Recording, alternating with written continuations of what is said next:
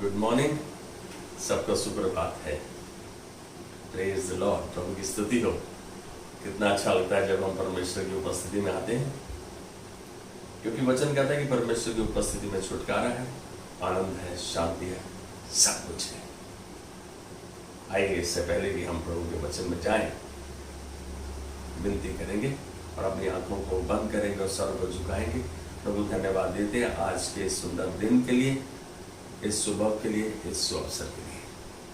प्रभु ऐसे अवसर, ऐसे मौके केवल तेरी ओर से आते हैं, और आज हम अपने आप को समर्पित करते हुए प्रभु ये कहते हैं, प्रभु जैसे चाहे हमें तैयार कर, जहां चाहे जब चाहे हमें इस्तेमाल कर। हम अपने आप को तेरे हाथों में देते हुए पवित्र आत्मा तुझको आमंत्रित करते हैं, हमारा नियंत्रण लेते हुए हमारा मार्गदर्शन कर कि हम उत्साह के कारण बने रहें, यीशु मसीह के नाम में। आमेन, आमेन, आमेन। यदि आपको याद हो पिछले हफ्ते का संदेश, किसको याद है? मैं ही बताऊं, अच्छा लगेगा। आप हैं परमेश्वर का आनंद। You are planned for God's pleasure. आप और मैं जब परमेश्वर का आनंद है और हम उसके प्लेजर के लिए प्लान किए गए हैं, तो क्या हम आज अपने आप में ना झांके कि हम सच में उसका आनंद है? उसने तो हमें रचा, उसने जो कुछ रचा वो भला था, उसको वो सुंदर है, सुंदर, उसने जो कुछ बनाया अच्छा था।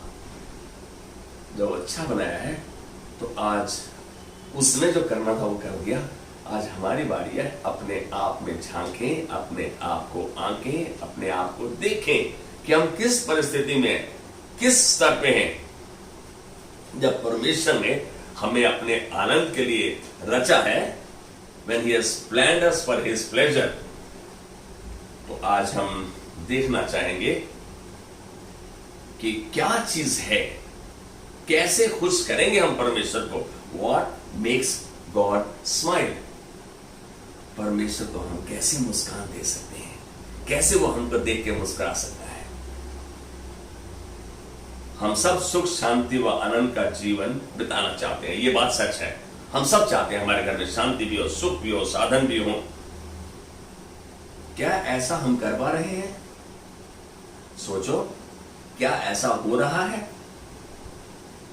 सच में परमेश्वर ने तो हमें अपने आनंद के लिए रचा, लेकिन हमने संसार के सदृश बनकर, संसार के रूप में आकर, उसके तौर तरीकों में चलकर अपने लिए समस्या ही नहीं बल्कि चिंताओं का ढेर लगा दिया, उसके नीचे दब गए हम। मैं समझता हूं कि आप मेरे साथ इस बात में सहमत हैं। परिस्थिति तो असलियत में, सच्चाई में यही है। आप में से कितने और हम ऐसे हैं जो चाहे अगुवे हैं, चाहे याजक हैं, पादरी हैं, पास्टर हैं, पिता हैं, घर के अगुवे हैं, बड़े हैं। हम कैसे अपने परिवार में बर्ताव करते हैं? जो मेरे जीवन का तजुर्बा है, हम माता पिता तो अपने बच्चों को जब बड़ा करते हैं तो यहां नहीं जाओ, ये नहीं करो, वहां खड़ी नहीं हो, बाहर खड़े होकर मुस्कुराओ नहीं, हंसो नहीं, ये मत करो, वो मत करो। हमने कितने प्रतिशत ये कहा कि ऐसा करो? मालूम है, आप इस बात को जानो, जब आप घर के पापा हैं, पिता हैं, बड़े हैं, अगुवे हैं, चर्च में पादरी हैं, पासवान हैं, आप याजक हैं, तो आपको आशीष देने के लिए परमेश्वर ने रचा है, बुलाया है। यदि इस बात को देखें तो गिनती 6 का 25 में देखेंगे, हम गिनती 6 का 25 में देखेंगे। यहोवा तुझ पर अपने मुख का प्रकाश चमकाए और तुझ पर अनुग्रह करे। आपको मालूम है, आप जो कहते हो, परमेश्वर का वचन कहता है जैसा कहोगे वैसा हो जाएगा। आपके मुख में, आपके जुबान में परमेश्वर ने जीवन और मृत्यु की सामर्थ बख्शी है। फिर हम इस जुबान को, इस अपने मुख को आशीष के वचन बोलने के लिए क्यों नहीं तैयार करते? मालूम है, जो अंदर है वही तो बाहर आएगा। Garbage in is garbage out. यदि आपके अंदर परमेश्वर का वचन हृदय में घर कर गया है तो परमेश्वर जब आपका मुख खुलेगा तो परमेश्वर की आशीष दूसरे के लिए बोली जाएगी और वो दूसरे तक पहुंचेगी। और परमेश्वर का वचन जब आशीष के रूप में जाता है वो अपना कार्य किए बगैर नहीं लौटता। इस बात को जान लो। आज हम इस बात को देखेंगे। अभी जो वचन पढ़ा गया, यदि हम NLT अनुवाद में देखें, न्यू लिविंग ट्रांसलेशन में, परमेश्वर तुझ पर मुस्कुराए, ऐसा बोलता है। मे the Lord smile on you. और NIV में, न्यू इंटरनेशनल वर्जन में, यहोवा तुझ पर अपने मुख का प्रकाश चमकाए। ये याजकों के, बड़ों के, अगुओं के ब्लेस करने का तरीका है। ऐसे शब्दों का इस्तेमाल, आशीष के वचनों का इस्तेमाल होना चाहिए। हम यदि देखें भजन संहिता 119 का 135 में किस खूबसूरत रीति से इस वचन को कहा गया है। अपने दास पर अपने मुख का प्रकाश चमका दे और अपनी विधियां मुझे सिखा। में देख रहे हैं प्रभु के हृदय का व्यक्ति दाऊद, उसकी विनती कैसी हो रही है। इसी बात को यदि हम मैसेज बाइबल में देखें, उसके अनुवाद में देखें, अपने दास पर मुस्कुरा और सही जीवन जीने का तरीका सिखा। देख रहे हैं आप वचन, दाऊद ने कैसे कहा, कैसी विनती की, और यहां पर इस विनती को हमको कैसे करना है। यदि दाऊद के चरित्र को हम देखते हैं, जिसको परमेश्वर के हृदय का व्यक्ति कहा गया, तो हमको उससे सीखना है। मैं इस बात को कहूंगा, ऐसी प्रार्थना करना कुछ अलग सी बात दिखती है। हम तो वही कहते हैं जो हमें ठीक लगता है और वही करते हैं जो हमारी समझ के अनुसार ठीक है। आप मेरी बात से सहमत हैं? बिल्कुल वही करते हैं। परमेश्वर के हृदय के व्यक्ति दाऊद की प्रार्थना से सीखे हम प्रार्थना कैसे करनी है, क्या करनी है। इसीलिए हम ज्यादातर इस बात पर आग्रह करते हैं कि हम प्रभु के वचन के साथ संगति करें, उसके वचन को पढ़ें, उसके वचन को समझें, उसके वचन को सीखें, ताकि उसका वचन मुझे प्रार्थना करना भी सिखाएगा, मुझे स्तुति आराधना में भी लेकर जाएगा और परमेश्वर के वचन अनुसार चलने की कोशिश करें। मेरी बात को समझ रहे हैं हम दाऊद की प्रार्थना से सीखें और उसके वचन के अनुसार चलने की चेष्टा करें, कोशिश करें। उसका वचन आपका मार्गदर्शक और आपकी आज्ञाकारिता, उसका वचन आपका मार्गदर्शक बन जाएगा और आपकी आज्ञाकारिता परमेश्वर के चेहरे पर मुस्कान लाएगी। अरे यही तो सोच रहे हैं हम कि मैं परमेश्वर के लिए कैसे आनंद का कारण बन सकता हूं, कैसे परमेश्वर के चेहरे पर मुस्कान आएगी मुझको देखते हुए। आप वैसी किसी चाल चलोगे तभी तो आएगी। आप वैसा विश्वास करोगे, विश्वास की चाल चलोगे, कर्म वैसा करोगे तो ही तो परमेश्वर मुस्कुराएगा। परमेश्वर ने तो आपको अपने आनंद के लिए रचा, लेकिन हम कहां हैं? आज हम इस चीज को देख रहे हैं। यदि परमेश्वर को आनंदित करना आपके जीवन की प्राथमिकता है, यदि परमेश्वर को आनंदित करना आपके जीवन की प्राथमिकता है, तो आपको मुख्य लक्ष्य खोजना चाहिए कि मैं क्या करूं, क्या चीजें हैं जो परमेश्वर को खुश करती हैं और उसे करना है। हम ढूंढ तो लेते हैं, उसको करते हैं नहीं करते वो हमारा ध्यान नहीं। मैं आज इस बात को कहूंगा, यहां हम यदि इफिसियों 5वें अध्याय की 10वीं आयत को देखें, और यह परखो कि प्रभु को क्या भाता है। यहां मैं कहूंगा ढूंढो मसीह को क्या प्रसन्न करता है, ढूंढो, खोजो, इसको बाइबल में, इसको वचन में देखो कि प्रभु को क्या भाता है और फिर उसे करो। खाली ढूंढो नहीं, खाली विश्वास करना ही सब कुछ नहीं है। विश्वास का जो बैकअप है वो कर्म है, उसको कर्म के साथ जुड़ा होना है। कर्म विश्वास को दर्शाए, ना कि विश्वास केवल कर्म विश्वास जो है कर्म के बिना अधूरा है।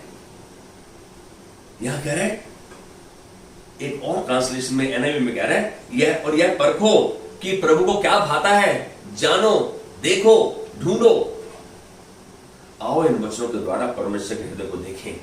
अब जो वचन हम पढ़ रहे हैं, परमेश्वर कहता है मैं बलिदान से नहीं, स्थिर प्रेम से प्रसन्न रहता हूं, स्टेबल प्रेम से, कंसिस्टेंट प्रेम से, उससे प्रसन्न रहता हूं, होता हूं। होम बलियों से अधिक यह चाहता हूं कि लोग परमेश्वर का ज्ञान रखें। हम तो समझते हैं बस भेंट दे दे, बस मेरा कैसे भी काम हो जाए। लेकिन यहां परमेश्वर क्या बोल रहा है? परमेश्वर बलिदान से नहीं, होम बलियों मेल बलियों से नहीं, लेकिन स्थिर प्रेम से प्रसन्न होता है। होम बलियों से अधिक वो ये चाहता है कि उसके जन क्या करें?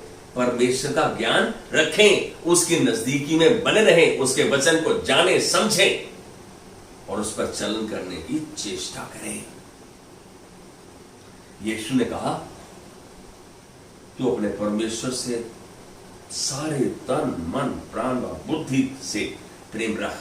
तू अपने परमेश्वर से सारे तन मन ध्यान से प्राण से बुद्धि से उससे प्रेम रख। सबसे मुख्य और बड़ी आज्ञा यही है, जान लो इस बात को। यीशु मसीह ने कहा, क्या हम उसकी इस आज्ञा को जानते हैं? क्या हमारा परमेश्वर के साथ संबंध कंसिस्टेंट है, घनिष्ठ है? ये बात को जानना जरूरी है।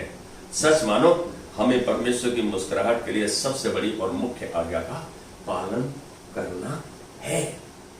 और यही मुख्य आज्ञा कि तू अपने परमेश्वर से, यहोवा से सारे तन मन प्राण बुद्धि से प्रेम रख। पवित्र शास्त्र ऐसे जीवन का उदाहरण को दर्शाता है। एक मैं जो आपसे बांटने जा रहा हूं, ऐसे जीवन के उदाहरण को दर्शाता है जिसने परमेश्वर को आनंदित किया, जिसने परमेश्वर को आनंदित किया। सोचो कौन हो सकता है पवित्र शास्त्र में ऐसा उदाहरण? और उसका नाम है नोहा। अब उसमें ऐसी कौन सी खास बात थी जो परमेश्वर को भाया, परमेश्वर उससे प्रसन्न हुआ? नूह धर्मी व अपने समय के लोगों में खरा था, धर्मी भी था, खरा भी था, और वह परमेश्वर ही के साथ चलता रहा। परमेश्वर ही के साथ, भी के साथ नहीं है, ही के साथ चलता रहा। नूह ने सब कुछ वैसा ही किया जैसे परमेश्वर ने उसे आज्ञा दी। आप ध्यान से समझो इस बात को। नूह ने बिल्कुल वैसा किया जैसे परमेश्वर ने उसे आज्ञा दी। नूह ने परमेश्वर के लिए एक वेदी बनाई और सब शुद्ध पशुओं और पक्षियों में से कुछ कुछ लेकर वेदी पर होम बलि चढ़ाई। मैं एक बात कह रहा हूं कि वो परमेश्वर की आज्ञा ही नहीं मानता था, भेंट लेकर भी आता था उसके सम्मुख। उसको मालूम था उसे क्या करना है।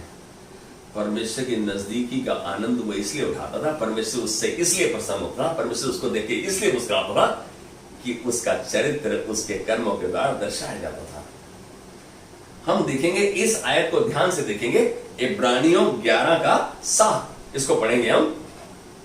विश्वास ही से नूह ने उन बातों के विषय में जो उस समय दिखाई ना पड़ती थी चेतावनी पाकर भक्ति के साथ अपने घराने के बचाव के लिए जहाज बनाया, और उसके द्वारा उसने संसार को दोषी ठहराया और उस धार्मिकता का वारिस हुआ जो विश्वास से होता है।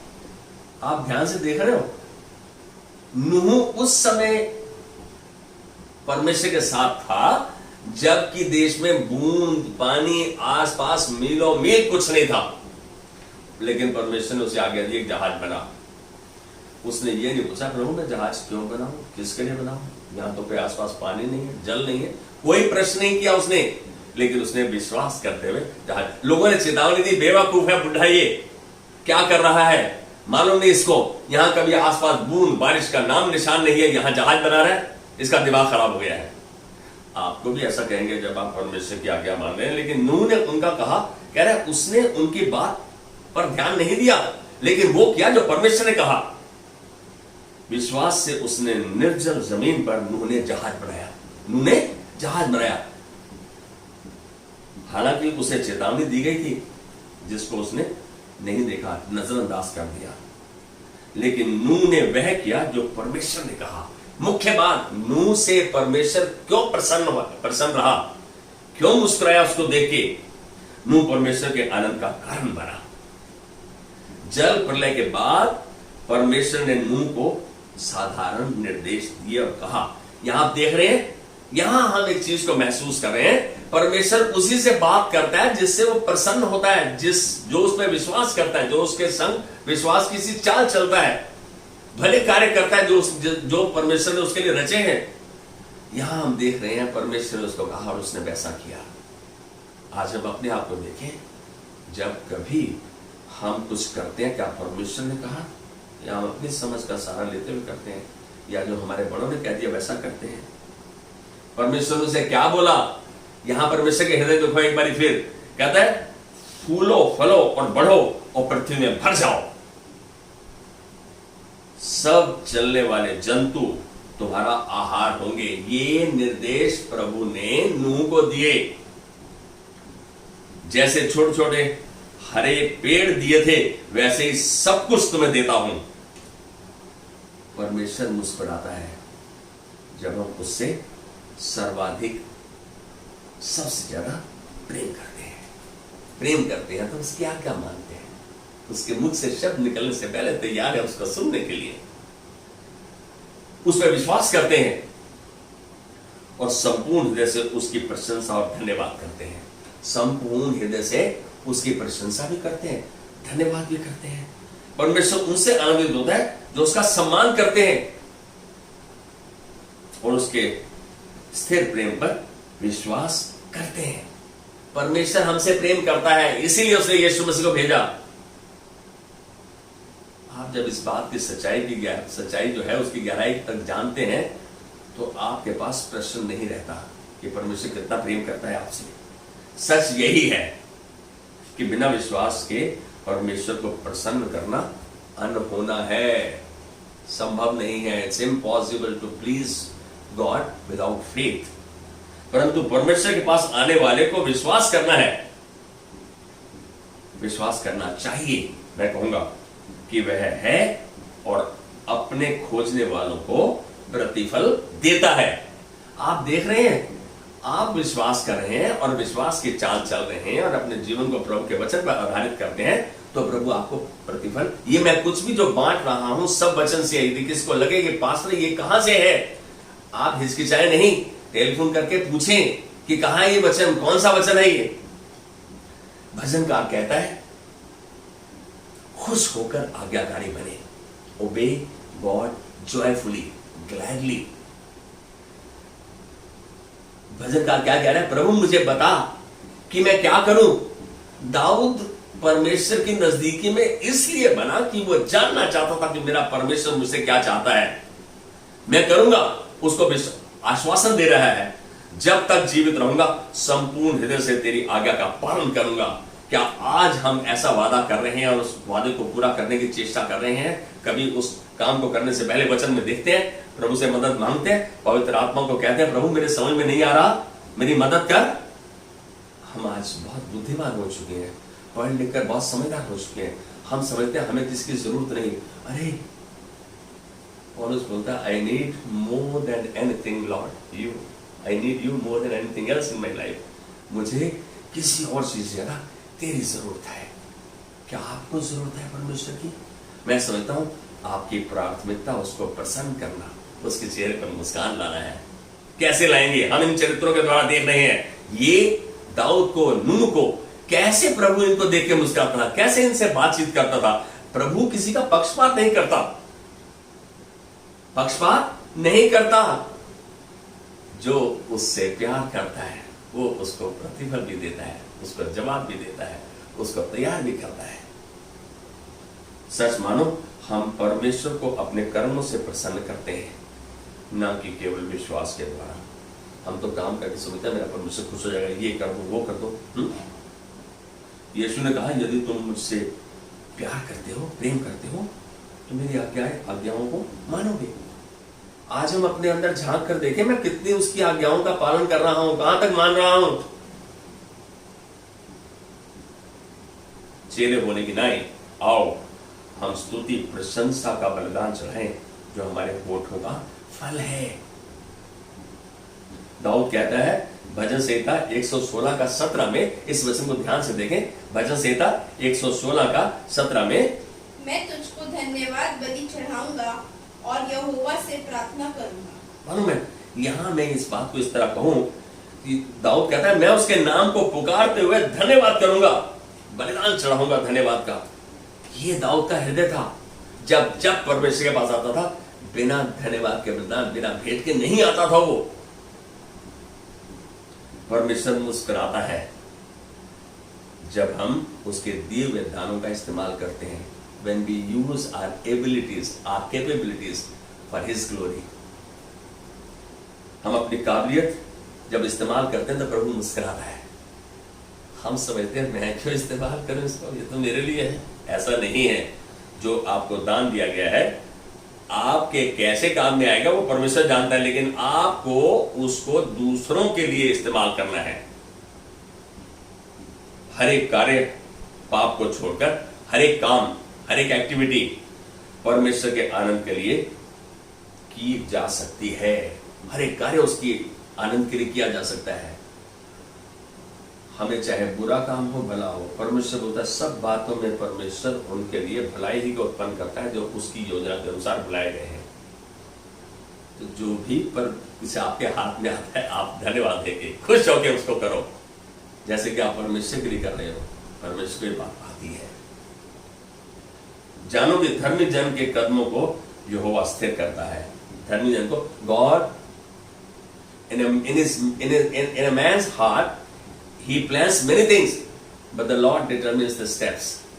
परमेश्वर धर्मी जन के कदमों को स्थिर करता है। Can you say amen with me? यहोवा उसके संपूर्ण जीवन से आनंदित होता है, क्योंकि धर्मी जन को वो पसंद करता है, उसको भाते हैं, वो जीवन भर उनसे आनंदित होता है।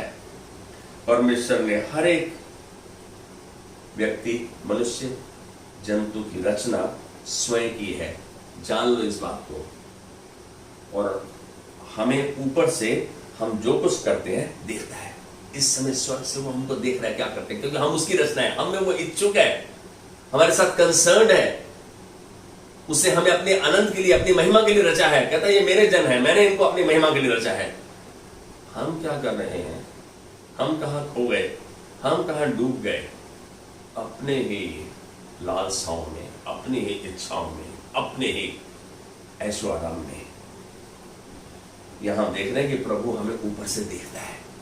इस बात को यदि मैं कहूं तो दूसरा इतिहास 7 का 15 और 16 में कहता है वचन, कहता है कि अब से जो प्रार्थनाएं इस भवन में, इस स्थान में की जाएंगी, उस पर मेरी आंखें लगी रहेंगी और मेरी आंखें खुली और मेरे कान लगे रहेंगे। क्यों? क्योंकि मैंने इन भवनों को अपनाया है और पवित्र किया है, ताकि मेरा नाम इनमें सदा के लिए बना रहे।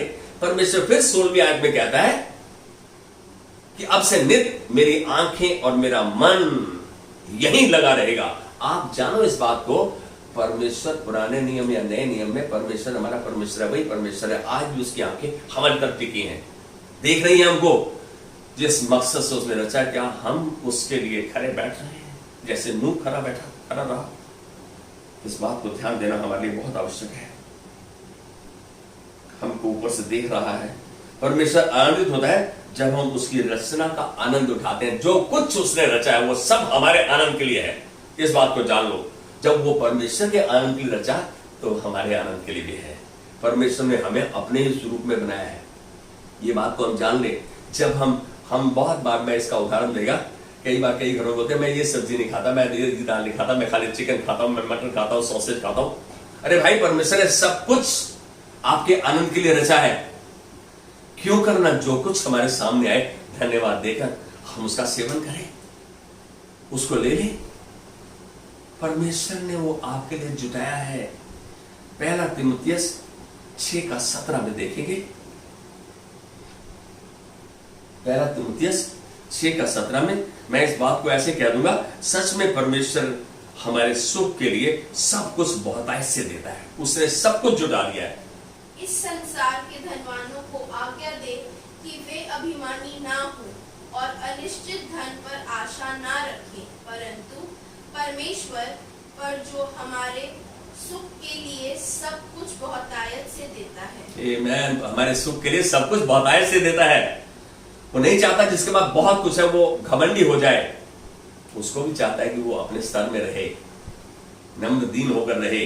यहाँ परमेश्वर इस बात को भी जानता है कि आप पाप रहित नहीं हो, सिद्ध बनने में अयोग्य हो।